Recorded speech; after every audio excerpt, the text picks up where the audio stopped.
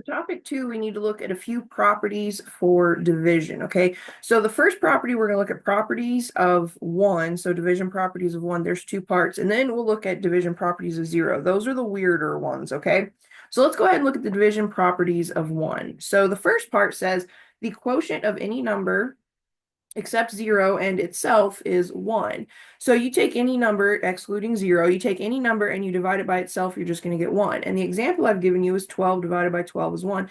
This should kind of make sense. We have this dividend 12. We want to break it into 12 equal size groups, 12 being the divisor as well. Well, if you have 12 things and you want 12 equal size groups, then you're automatically just going to have 1 in each group. And we can check this using multiplication. So we take the divisor and the quotient. So we would take 12 times 1, and our goal is to get the dividend back. Well, 12 times 1 is 12. So this one checks out, okay? Now, the second part to the division properties of 1 tells us that the quotient of any number and 1 is that same number. So you take any number, you divide it by 1, you're just going to get what you started with. And again, that should kind of make sense. So we've used 12 divided by 1 as our example here. We would take our quotient and our divisor. So the divisor being 1, the quotient being 12, we multiply those, and we should get the dividend back, and we do. But further, if you just think about this logically, it makes sense. We've got a dividend of 12. We want to break it into one group of equal size. Well, if you've got 12 things and you want one group, that group is going to have 12 things in it. Okay, so these are your division properties of 1. We've checked them both using multiplication. They're things that we typically know to be true. We're just giving it a name now. Now, it's the division properties of 0 that throw students off a little bit, okay? So the first part says the quotient of 0 in any number except 0 is 0. And we're like, okay, that makes sense. If I have $0 and I want to divide it amongst my 12 best friends, each friend's going to get $0. That's just the sad reality. You have nothing, you split it into equal size groups. Those equal size groups are going to have nothing in them. We can also check this with multiplication. You would take your quotient and your divisor. So we take 0 times 12. Well, what do we get back? We just get 0, which is the dividend in this case. Okay? And that should make sense because that's the multiplication property of 0. The product of 0 and anything is just 0. Okay? So this one checks out. Most people are okay with the first part to the division properties of 0. It's the second part that throws students off. And I'll give you a trick for remembering which is which. Okay? Now, the quotient of any number and 0 is not a number. Can't happen. We say in math it's undefined. And this should kind of make sense if you think about it. We have, let's say, $12, and we want to divide it into 0 groups.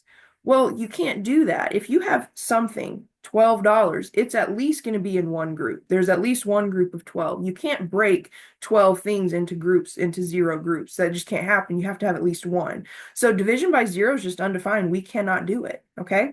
So this one just can't happen. And if you wanted to check it out with multiplication, you could try. Students will get these confused and they'll say, well, is 12 divided by 0 equal to 0? Well, no, this doesn't work because 0 times 0 does not equal 12. Okay, it equals 0. So there's no way to say that this quotient is 0. That's what a lot of students think. Then they'll say, okay, well, 12 divided by 0 is 12. Well, no, it's not, because if we take the quotient and the divisor, we would get 0, certainly not 12. So there's no way for this to check out. No matter what happens, you're never going to get this to work. And again, think about it kind of logically. We have 12 things in a group. We want to split it into groups of equal size, but 0 groups, that can't happen. You can't split something into 0 groups. It's at least one group, okay? So this one just can't work. It doesn't happen. It can't check out with multiplication. It just is undefined. But here's a way that you can remember it. And it's kind of silly, so you sort of have to imagine you're like a cheerleader, okay? So remember how earlier in this worksheet we talked about different ways that we can represent division, and one of those ways was multiplication, was a fraction. So you can represent division using a fraction. So for the first part, we're going to call this part 1, and we'll call this part 2. So for part 1, we have 0 divided by a number. We can say that's okay. So this one is okay, meaning it works, it's legit, it's legal. It equals 0. You have to remember that. So kind of think it equals 0. It's okay. Okay. Now part 2, we have a number divided by 0. You want to say this one is no way. So a zero divided by a number is okay. A number divided by zero, no way. It can't happen. It's undefined. It doesn't work. So I don't know if that'll help you remember these, but if let me turn off my alarm on my phone. So if you're dividing zero by a number, that one's okay. So think zero over k, that's okay. And then if you have a number divided by zero, no way. So a number divided by zero can't happen. Okay. Hopefully that helps. If not, find some way to make it stick. You got to remember those division properties of zero. All right, for example 4, let's look at a few examples here. So we've got 4 parts to example 4. So the first one is 15 divided by 0. I can automatically transfer that to fraction form. So I have 15 divided by 0. And remember, that's going to kind of look like this right here. So this one is no way. This one we would say is undefined. Okay, now we have 17 divided by 1. We want to take 17, break it into one group of equal size. Well, that group is just going to have 17 things in it.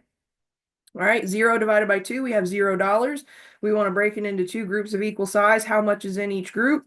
Well, 0, and hopefully you can kind of see that. 0 divided by 2, this looks very much like the okay version of this. Well, let me see. I went off the page, so now they're there. Okay, so this looks like the okay version of the 0 division. So we would say, again, this is just 0. It's okay. Now, 14 divided by 14, we have this group of 14 things. We want to break it into 14 groups of equal size. That tells me that each group would have 1 in it. Okay, so those are your 4 properties involving zeros and ones for division. Make sure you know them. The ones are not hard. The zeros you have to think about a little bit. Okay.